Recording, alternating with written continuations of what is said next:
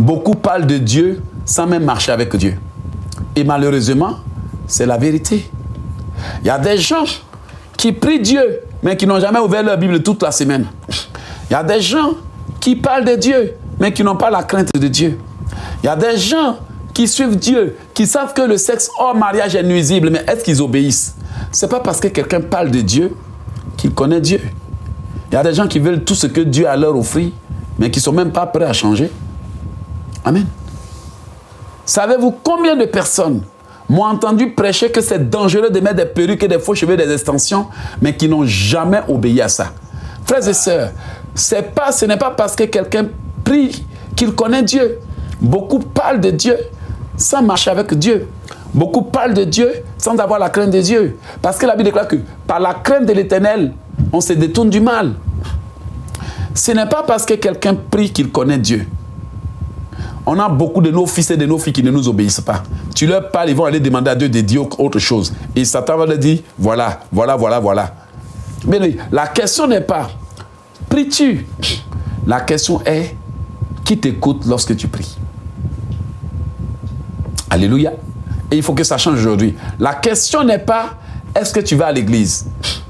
La question est, est-ce qu'il t'habite? Est-ce que tu es devenu l'église?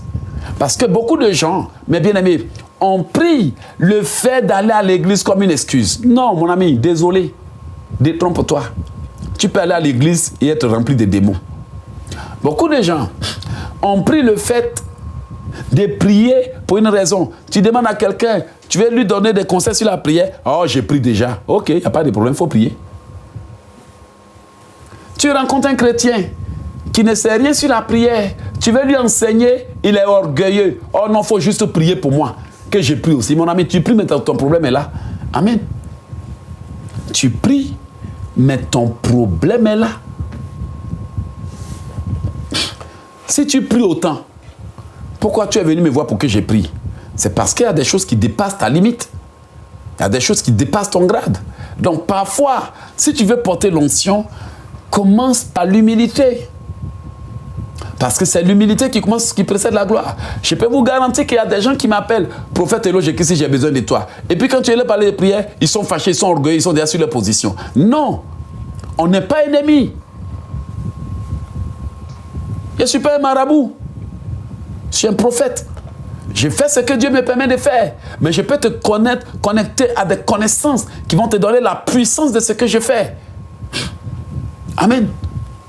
Dis-leur la vérité. Et même Jérémie a demandé 10 jours pour donner une réponse.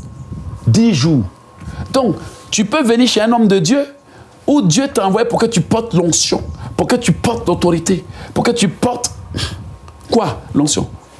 Un menteur va te dire, ma fille, fais une offrande. C'est vrai? Un escroc va dire, ma fille, ne t'inquiète pas, bâtis seulement un hôtel. Alléluia. Mais un véritable, même si tu lui envoies l'offrande, il te dira, donne ta vie à Jésus. Je me rappelle d'une sœur là. Je sais que c'est de quoi, je n'ai pas peut-être, mais je ne peux les passer. Suzy, elle m'a appelé des États-Unis. Elle donnait son offrande. Quand elle a fini de donner, le Seigneur m'a dit, le Seigneur dit d'obéir, d'échanger, que de continuer à donner les offrandes. Je lui ai dit la vérité et elle a accepté. C'est la vérité. Parce que derrière les petites choses qu'on vous donne, il y a des grandes choses qui attendent votre vie. Et ces grandes choses demandent la consécration. Alléluia.